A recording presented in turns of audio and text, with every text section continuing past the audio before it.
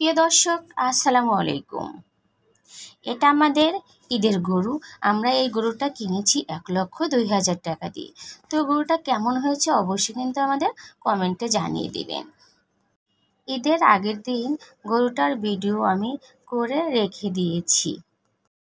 গরুটাকে জব করার জন্য সবাই মিলে গরুটাকে প্রস্তুতি করে নিচ্ছে। গরুটার কতই না কষ্ট হচ্ছে, কিন্তু কিছুই করার নেই। এটা আল্লাহ তাআলারই এক নিয়ামত। ঈদের দিনে প্রাণী জব করা আল্লাহ তাআলাই ফরজ করে দিয়েছেন। কুরবানি ঈদের দিনটা কিন্তু অনেক আনন্দময় দিন, কারণ আমার কাছে মনে হয় কুরবানি ঈদের দিন অনেক সুন্দর একটা দিন। কারণ কুরবানি দিয়ে সবাই কুরবানির গোশত নিয়ে অনেক ব্যস্ত থাকে। যেমন আমরা মেয়েরা কুরবানি ঈদের দিনে ভুঁড়ি ধোয়া নিয়ে ভাগাভাগি নিয়ে অনেক ব্যস্ত থাকি, ঠিক তেমনি ছেলেরাও কিন্তু এই গরু জব নিয়ে এবং কাটাকাটি নিয়ে ব্যস্ত থাকে। এখন আমার এই গরুটা কিন্তু রেডি। এখন আমাদের কসাই বড় ভাই গরুটা জব করে দিয়ে দিচ্ছে। গরুটা জব করা হয়ে গিয়েছে।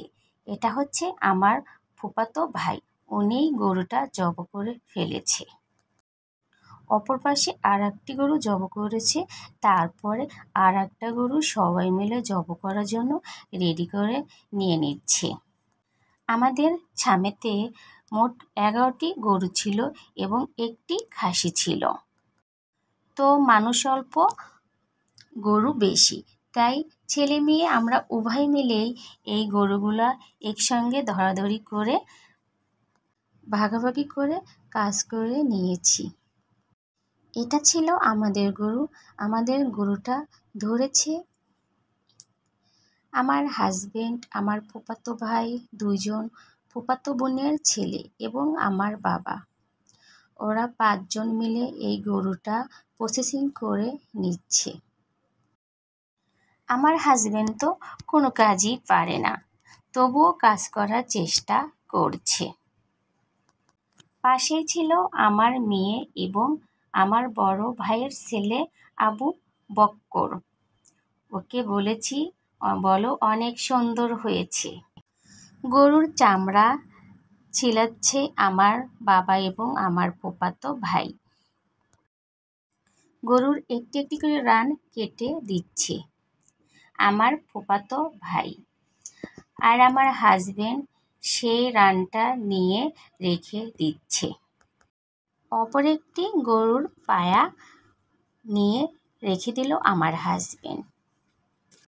ঈদের দিনে এইসব ভিডিও করতে এবং দেখতে কিন্তু অনেক মজা লাগে। আমি ভিডিওগুলো করেছি, আমার কাছে অনেক আনন্দ লেগেছে। ঈদের দিনে এভাবে সারাদিন মাংস কোটাকাটি নিয়েই ব্যস্ততায় সারাদিন কেটে গেল। আমার হাজবেন্ড আমাকে দেখাচ্ছে যে আমি পেরেছি। পাশেই ছিল আমার মেয়ে এবং আমার বড় ফুপা। পাশে ছিল এক ভাই। তারপরে অপর একটি গরু ছেলা আপনাদেরকে আমি দেখিয়ে দিলাম। তারপরে সবাইকে আমি এক পাক করে ঘুরিয়ে দেখিয়ে দিচ্ছি। আমাদের ছামেতে দেখেন কত মানুষ ছিল। আমার হাজবেন্ড দূর থেকে আমাকে টাটা জানাচ্ছে। এটা আমার ভাগনা, পাশে ছিল আমার হাজবেন্ড এবং মেয়ে। তারপরে এটা আমার ভাই এবং ভাইয়ের ছেলে।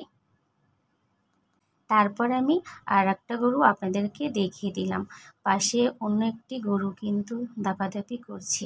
গরুর গোশ কোটাকাটির শেষে বৃষ্টি নামে।